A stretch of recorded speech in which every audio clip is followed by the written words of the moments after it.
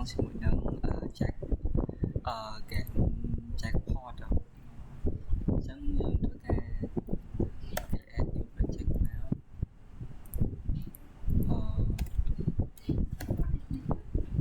ហើយយើងយកអានេះមកហើយយើងដាក់ឈ្មោះថា jackpot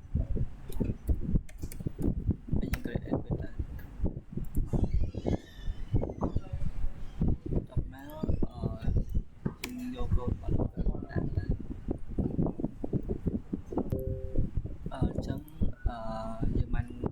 ចូល code ហើយយើងចាប់ដើមធ្វើការនៅ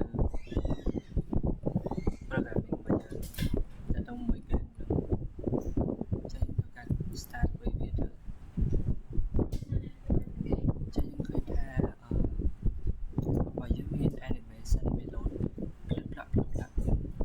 អានេះជាក្រុមអង្គលក្ខបើសិនជាដូច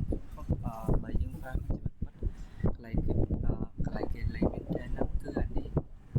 បើសិនជាលក្ខខណ្ឌវាយើងសិនបើសិនជាវាមានមកពេលដែលយើង return វាមានលេខចំនួនដូចគ្នាវាមានចំនួនលេខ4លេខ4ដូចគ្នាទាំង3អញ្ចឹងមានថាយើងឈ្នះ jackpot ហ្នឹងប៉ុន្តែបើសិនជាអត់ទេគឺវាថា try again